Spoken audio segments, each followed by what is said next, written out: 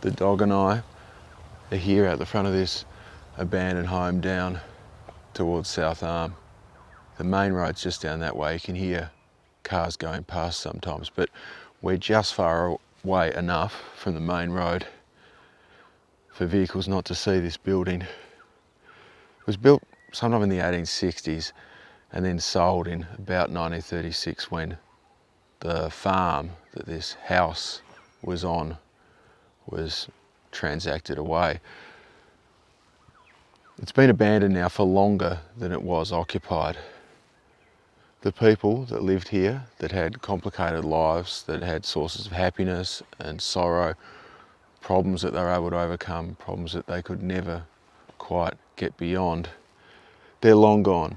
But the descendants of the people that lived here, well, a lot of them are still out in Hobart, having their own lives and their own complications.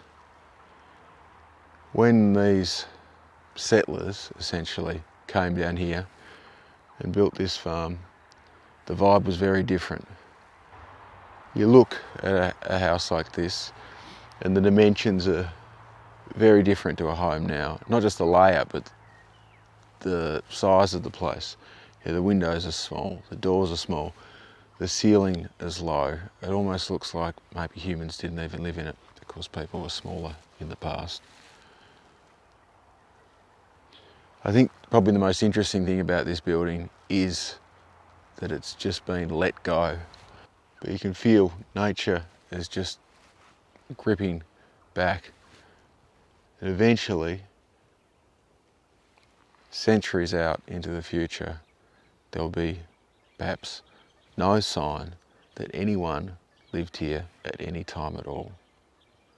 It'll just be evaporated away by the passage of time.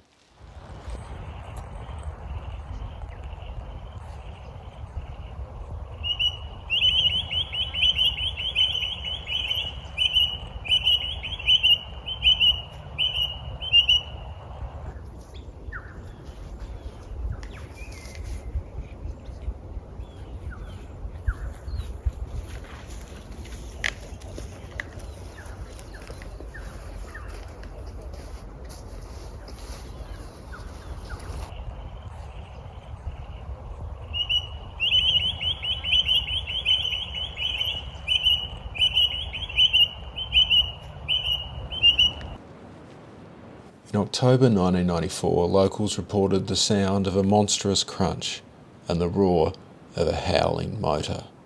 Condor 11, a large passenger catamaran, newly built by International Catamarans Tasmania, had crashed on Blackjack Rocks whilst on twilight test runs. Simple navigational error by the company's chairman and captain. High and dry on the reef, the vessel sat there for 6 weeks. People came back day after day to look at it. 8 tugs, an icebreaker, and explosives were used, cutting tools and ropes. Eventually, the boat touched the drink again, and it was returned for repair at the factory before being delivered to its new owners.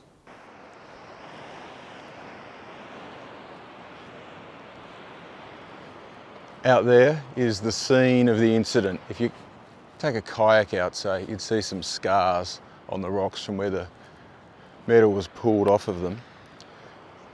Beyond that spot though, there's that big green island. It's called Betsy Island. And something pretty interesting used to happen there a while ago.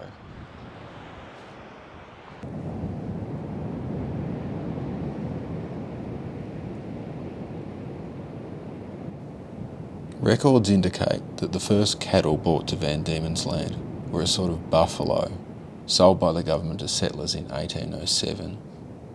In 1824, the first shipment of Black Angus arrived from Scotland, a breed that now makes up 3/4 of Tasmania's beef industry.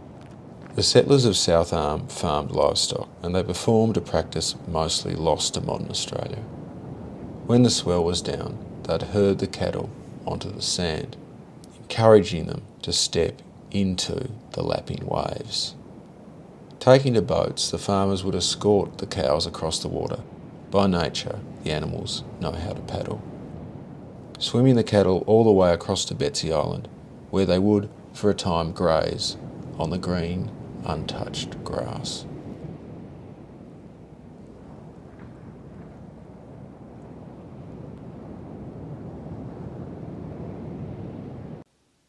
At Lauderdale Beach, there are wooden poles emerging from the sand. They look to many like the remains of a long gone, once great jetty. But this is wrong. They are the ruins of something much less likely.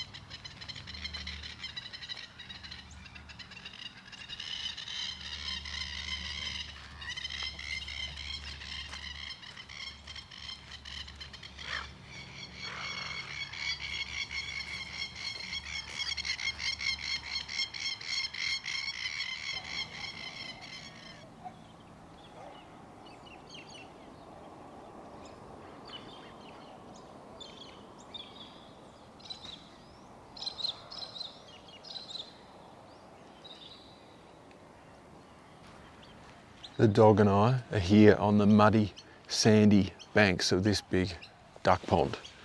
All of that water there, it's not meant to be there. It's been trapped by accident, by aspirations of greatness.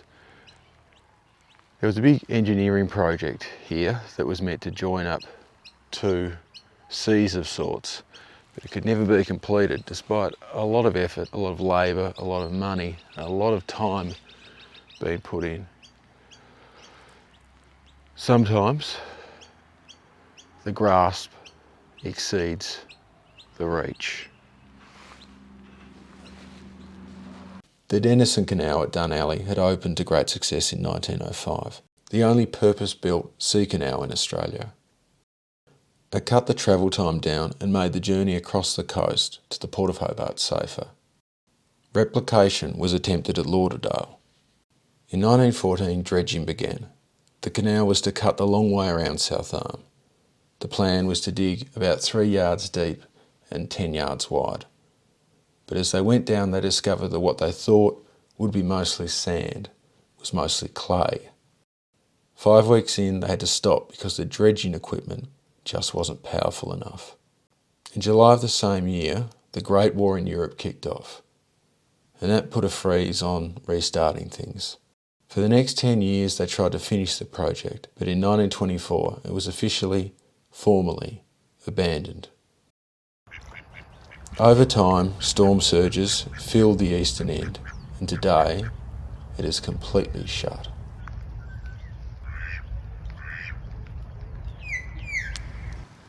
For a time, yachts and dinghies could enter and exit at one end. About 20 years ago, locals were still holding unauthorised jet ski races in it. What we have today is a kind of water feature for birds. A kayak can barely pass through the western exit. A man-made ocean billabong, not safe to swim in, brimming with E. coli. An anti-oasis